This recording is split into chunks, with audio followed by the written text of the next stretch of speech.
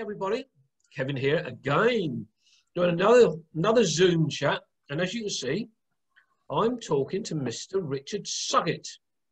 Morning, Richard. How are you? Good morning. I'm very well, thank you. How's yourself? Not bad at all, thank you. Yeah. It's well.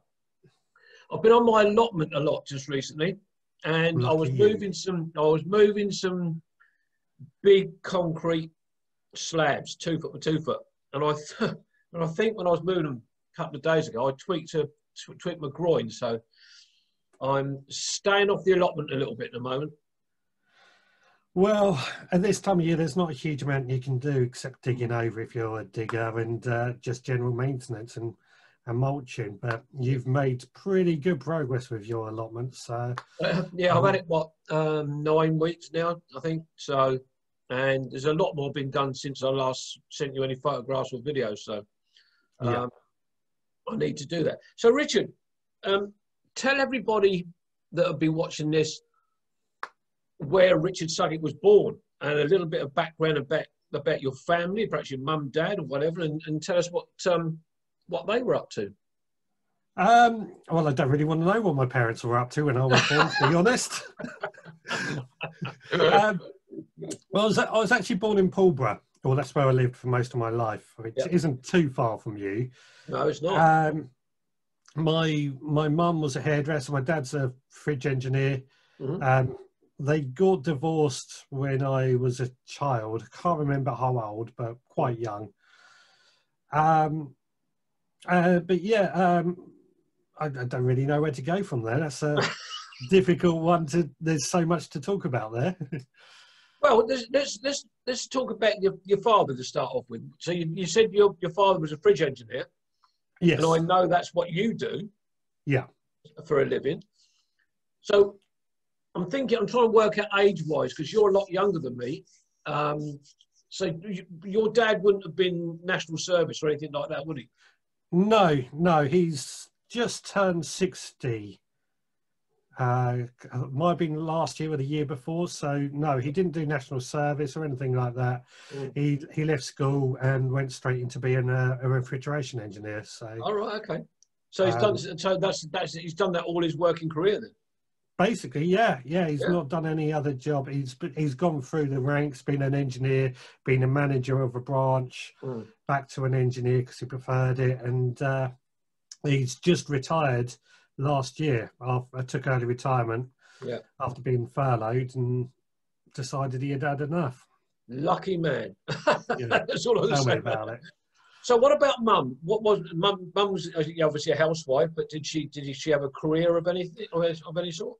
Yeah, she was a hairdresser when we were young. But when my parents got divorced, she couldn't carry on with that. So she would work in a pub during the day, and in the evenings, obviously, keep me and my sister. Once she grew, once we were old enough to look after herself, she actually went to work in Sainsbury's, where she worked for quite a few years. Sainsbury's in Pulborough. She's only just recently left there as well, funnily enough. But yeah, she's again, not a huge amount to really speak about with her. She's my mum, you know. Yeah. As all mums are, you know. Sadly, I lost mine in 2013, but. You know, they have a family to bring up, and they bring that, and that's basically what their focus is on, is making sure the kids are okay and that they're fed. You know, it's a typical life of a mother, I suppose. Yeah. So when you started education, you obviously went to school. Did you go on to further education or university or college or? No, I hated school, absolutely hated school. So as soon as I was able to leave school, 16 years old, finished my GCSEs, I went straight into my apprenticeship for refrigeration. Yeah. That did involve going to college 1 day a week, which I still hated, but it was better than school. But yeah, I couldn't wait to get out of school, in all honesty. I did college for a few years. The first 2 years were okay. The third year onwards were a bit too advanced for what I was doing at the time. And I kind of screwed that over, partly because I was suffering from post-traumatic stress disorder at the time, which didn't help. So how did that manifest itself then? There was a period in about over a couple of weeks where quite a few bad things happened. Mm-hmm. I got stabbed. They say stabbed, and I call it more a slash. Oh. My best friend had a heart attack on me, and I found a dead body in a pond. Oh my gosh! So yeah, I can imagine that's why it did come out. Yeah, and that I was only 17 at the time. Oh, very young. And they don't. Not that I blame the schools or anything, but nobody really teaches you how to deal with that sort of thing at that age. It's all quite new. And what I should have done with all that going on was made a joke out of things. Mm. But what I ended up doing was basically dwelling on it, not being able to sleep, and get more and more depressed over it, which after a couple of years, one of my managers pulled me inside and said, I think you have a problem. Mm-hmm. Go down to doctors, and that's when it started to get better. So how did one of your managers suss this out? Was it your moods, or did you speak to him about it? Or it's just, I find it interesting if he's picked up on that. Well, he pulled me in basically. For the first few years of my apprenticeship, I was pretty damn good. I was a really, really good apprentice. I was excelling. I was in national competitions and coming up in the top 5 all the time. Wow. So, and then what happened was, because I was dealing with this, I didn't want to go into work. I was off sick a lot. And I was in work. My mind wasn't there. And he just noticed these things slipping. I was trying to get my driving license at the time, and that was the biggest problem as well, because without the driving license, I couldn't further my career. Yeah, of course. So he pulled me aside and said, what's going on? And that's when I opened up and sort of said that, I've been trying to sleep, and you get all these images and wake you up, barely sleep. Some nights I went to work without any sleep at all. Oh, blimey. Yeah. Yeah. Well, but then with sleep deprivation, your work's going to suffer anyway, without everything else that's going on in your mind. So that was great that you had somebody. Were you able to talk to your mum and dad about it, or is that something you found difficult to do? Because I know people have been through not the same experience as you, but they said to me, friends of mine over the years have said, we couldn't talk to my parents, or but they found it comfortable and easier to talk to a very close friend. So in your case, it was your manager. Yeah, well, my manager just brought it out, I think is the way to say it. I didn't really talk to anybody about it. I think the trouble is, when a 17-year-old male back in the early 2000s as well, there was a bit of a stigma that even then you still got to be tough, you still got to be a bloke, and to admit you had a problem like that wasn't in the mainstream like it is nowadays, by far. I can relate to that a little bit, because going back to when I felt there was an issue in my marriage. It was just that my wife and I drifted apart. But for 3 years, my daughter was estranged from the family. And she blamed me, bless her. But I was bottling all this stuff up. And I wasn't feeling right. I wasn't feeling ill. I just didn't feel right. And I couldn't put it first. So I went to my doctor. And he said, I thought it was stress. He said, well, you're suffering from depression. I'm like, no, I'm not. I'm a bloke. I don't suffer from depression. But I refused to have any medication. I didn't want to do it because I'd seen what it had done to my wife over a period of years. And I can't remember the medication she was on, but it was just ridiculous. She was popping these tablets like sweets. And I went to see a psychoanalyst. And within 10 minutes of going in to see this woman, I'm just blubbing like a baby. Yeah. And she got it all out of me. She said, not only have you got an issue with your marriage, but you've got an issue with your daughter. Mm-hmm. But, you know, I left there feeling, this is not right. I'm a bloke. Mm-hmm. I shouldn't be having this emotional outburst. But yeah, she was fantastic, this woman. For 6 weeks, she helped me. And it helped me to realise that I needed to do something particularly about my marriage. And sadly, that was the end of the marriage. But we're still great friends now. But when you said about, you know, you're a 17-year-old, you're a bloke, and you're, you know, you don't have these feelings and things like that, but you do.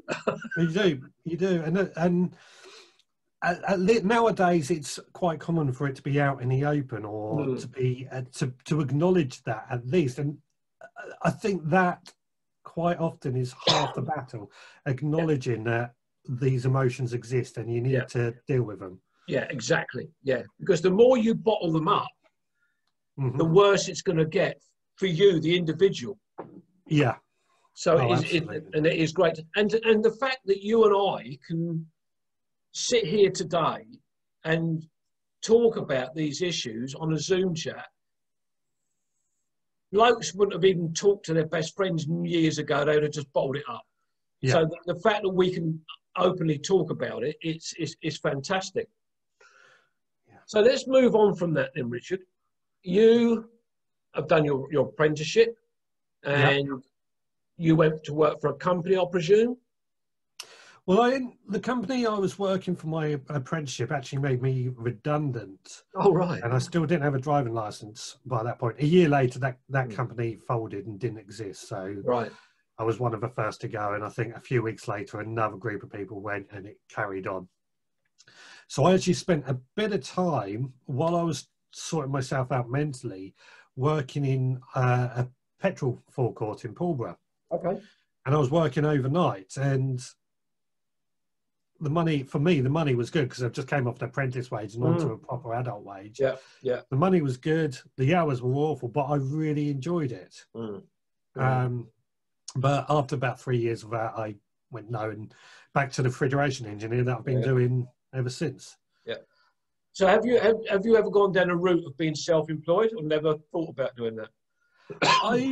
I've never gone down that route. I've thought about it, but what worries me about going self-employed is chasing up all the customs, chasing the money, and the actual work, certainly on the refrigeration side, absolutely fine with that, but it's everything that goes with it. I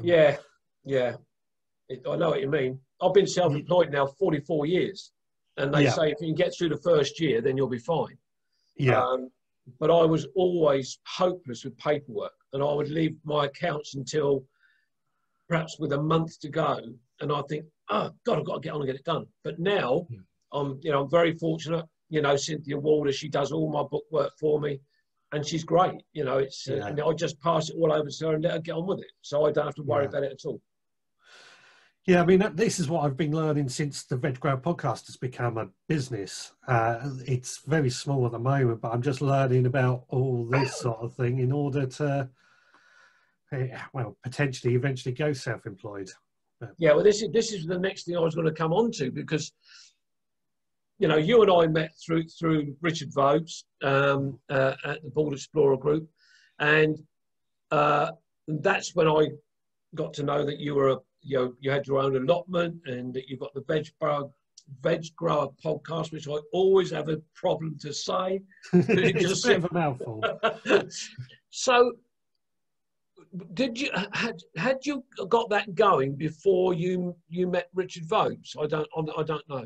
Yeah, I was going for a few years before I met Richard Vobes.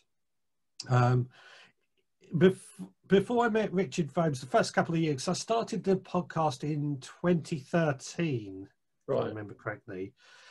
First couple of years, I was probably only playing at it. It was something I just did and didn't really have any structure or anything. Then when my grandfather died a couple of years after that, and my grandfather, he grew his own veg, and he lived in West Hill during World War II.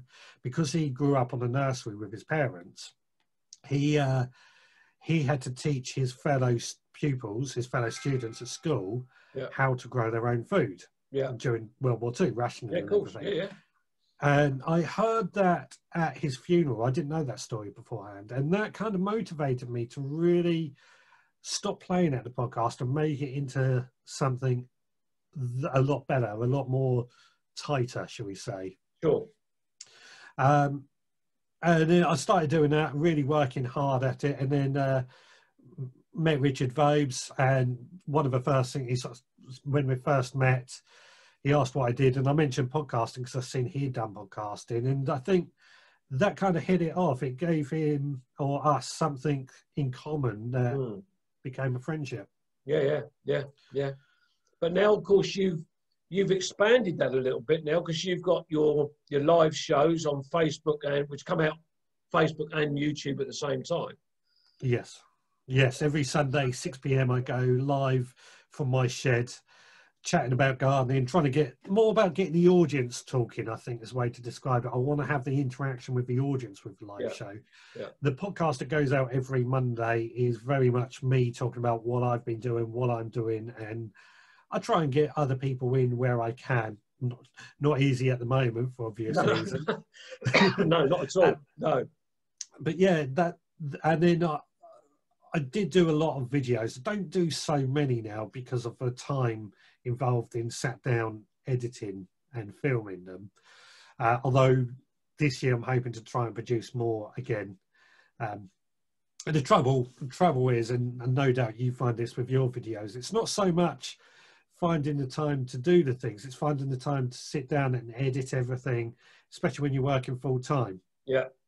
Well, I've been this morning, because these Zoom chats have really taken off quite well, and a lot of people, the comments I'm getting back from them are encouraging me to do more, because people really are enjoying finding out more about the background of people they've heard of. I've uploaded one this morning from a friend of mine, but she's not part of any group.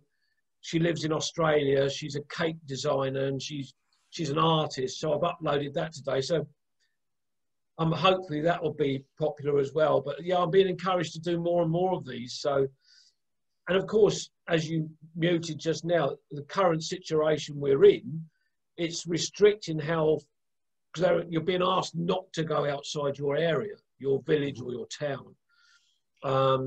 Well, it doesn't matter which way I go, I'm within 2 minutes driving, I'm going to be outside of my town.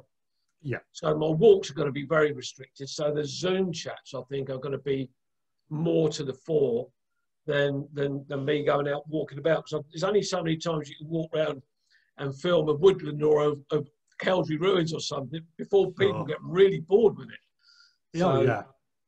So yeah, but I enjoy. I've interacted with your live shows a couple of times. I've really enjoyed it. But trouble is, sometimes when I go on, someone might say to me, "What are you ringing up about?" I say, "Well, no, not really. Just have a chat."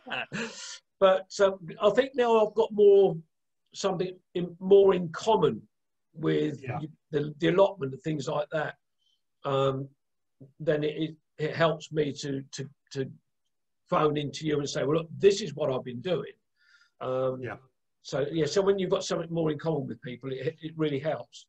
Yeah, I mean, I try and keep my live show to my niche, which is allotmenteering or gardening or growing your own food, which that might put some people off who aren't interested in that sort of thing. But I can't have somebody come on and start talking about cake decorating, for example, because it's not related to my niche. Yeah. But we're getting there. We got quite a few people who understand that, who work with that, and you know what? It's becoming quite a nice little community that we're all sat around chatting about our gardening.